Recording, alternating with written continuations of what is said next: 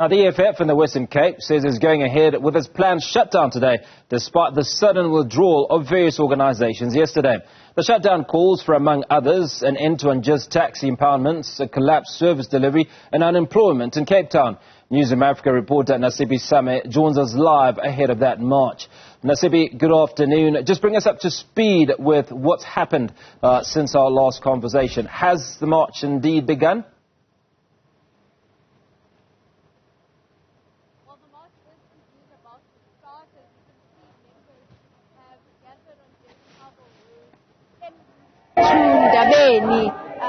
Depot, en route to Ndabeni Depot, where they will be handing over the memorandum of grievances.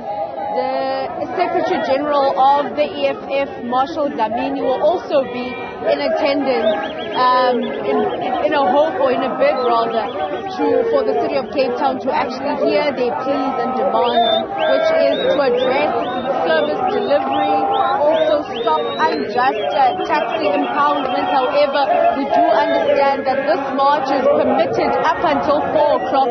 Anything beyond that, the city of Cape Town will indeed come in to stop the march. Leadership on the platform.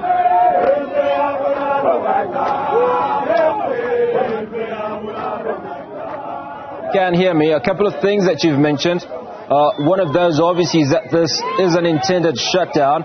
The other is that there is a memorandum of grievances that needs to be handed over. Do you expect the shutdown to actually occur, or is it just that this march will facilitate the handover of the memorandum?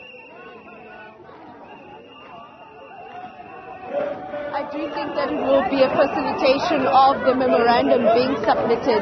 It will indeed not be a shutdown. However, if you look at it in the sense that they will be closing a number of the roads that they'll be leading or marching on, traffic will indeed be diverted on those particular roads.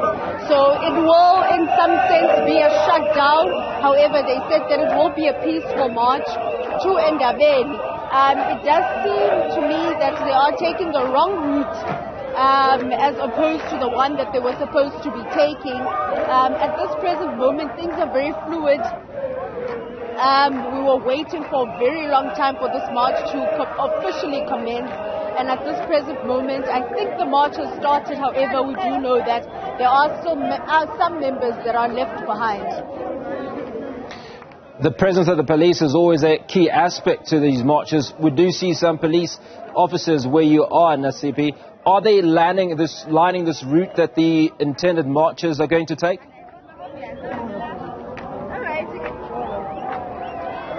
Not at all. I mean, police have blockaded a portion of the J. Harville Road. However, you know, the marchers, the protesters on the other side, on a road, on-ramp leading to the N2, and the police or law enforcement agencies on J. Harville Road just looking on, basically, on what is currently happening. As I said, it does not seem like proper organization from where we are standing. It does not seem like there's any proper organization from where we are standing. However, the EFF has indicated on numerous occasions that they will indeed make their way to Ndabeni and hand over that memorandum of grievances. We are trying to look for the SG of the EFF. We understand that he has a couple of things to say to the media, and we'll try and find him for us. We do also, or rather we are a bit curious also in regards to what the EFF is looking to achieve in regards to this particular shutdown or protest, if you put it. We have found Marshal Dlamini here, and we are hoping to talk to him pretty soon. Just going to wait for him to get off the phone. However, as I put it, the number of challenges that the EFF is bringing to the table for the city of Cape Town, service delivery issues, unjust taxi impoundments, including racism and unemployment, that the EFF would like the city of Cape Town to address, or local government to address. I'll just step in here and try and get the attention of Mr. Dlamini. Sir, can you please have a minute with us? Thank you so much for your time. Yes. But what are you hoping to achieve with this shutdown or protest to Ndabeni today? We are going there to raise issues in relation to tax impounding that are not done in a constitutional manner, even in a legal manner. So it has been ongoing here in Western Cape, led by the DA government. It's a racist approach of excluding black people from participating, because you find taxis where they get impounded just because a taxi driver just disagreed with a policeman who is treating them, and our people are not standing down, including our drivers. They're not standing down to racist attitude of police, and they continue to impound them. And impounding those vehicles, it means a loss of income for families. These taxis are just not taxis for fun.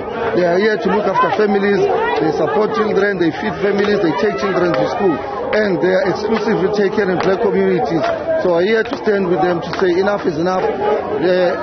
That's why they even went to court, and the court said, but the way you are impounding these taxis, it cannot be correct, because the court would have not been confused. They would have said, taxi drivers, you are at the wrong. This is what you must do. But the court said, no, the municipality and the province go and find the working conditions that are conducive for all of you to work. But not that the taxis are wrong, because they know that what they are doing is illegal, and it's led by racist government of the DA. So are here in solidarity with the taxi people. As you can see, they are here in numbers. They brought their own taxis. Ours is to bring them. They sacrifice their day at work to come and join this march, because they've been oppressed and no one has assisted them. They've been fighting on their own. So that's why we're here to fight for them. It does seem like the taxi industry and government have in a way found each other in regards to impoundable offences and minor offences. Do you think that this march still has an impact, taking into account that there is now an agreement between the industry and government? No, there's no founding each other. If you can see the number of taxis are here, yourselves you've been here, it shows that the taxi owners themselves, they are part of what you are doing, and they are in support of what you are doing.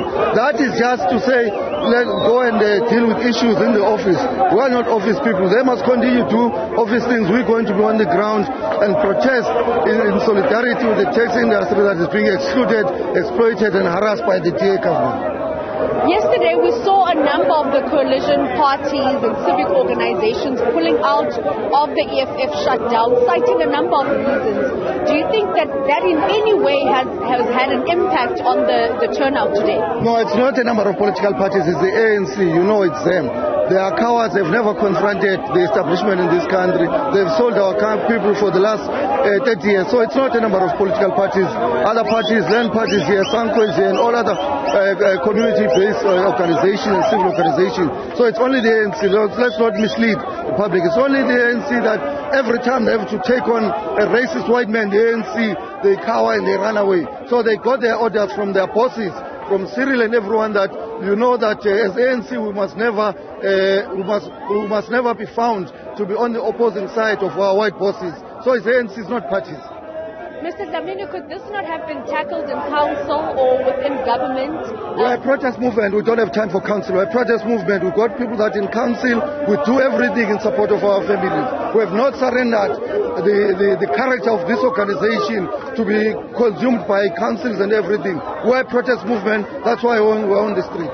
Lastly, before I let you go, should other municipalities impound minibus taxis? Will we be seeing similar action in those cities?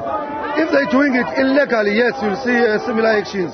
We are saying all taxis that are not complying to the laws of this country, it's okay to take action, but you can't impound a taxi because a taxi driver refused to take your racist attitude. One taxi that was impounded, a taxi driver dropped a license on the floor, and then a racist policeman says, pick that license on the floor, I'm impounding the taxi driver. What rubbish is that? And then the guy said, on to it, I don't bow down to racism. This license is dropped on the floor. If you want to take it, you can pick it up. But to say you're going to impound a taxi, and then they impounded a taxi for that. How do you impound a taxi? Because the driver was driving with an elbow outside the window of a taxi. What rubbish is that? We're not going to accept those racist and apartheid laws to find space here in Western Cape. That's why we're here, and we are disagreeing with that. Mr. Dlamini, what do you make out of the relationship with the minibus taxi industry and government, local and provincial government? I'm sure you saw the 8-day stay away, how deadly and destructive it was, particularly in the communities on the parameters of the CBD. No, they were doing what they have to do. The taxi drivers and every South African, once they feel ill-treated, they must stand on their ground. It doesn't matter 8 days or whatever.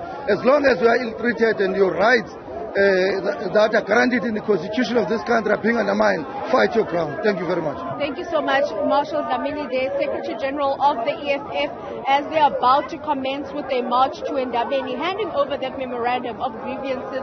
Clearly, the EFF is throwing their weight behind the taxi industry in regards, or so far as the impounding of vehicles is concerned, and highlighting that they will be standing on the side of residents in the city of Cape Town that are not receiving adequate basic services, including the city of Cape Town, or rather the EFF, calling for the city of Cape Town to address racism and unemployment, among a number of issues that the EFF is highlighting, hoping that that memorandum to the city of Cape Town will indeed address their challenges.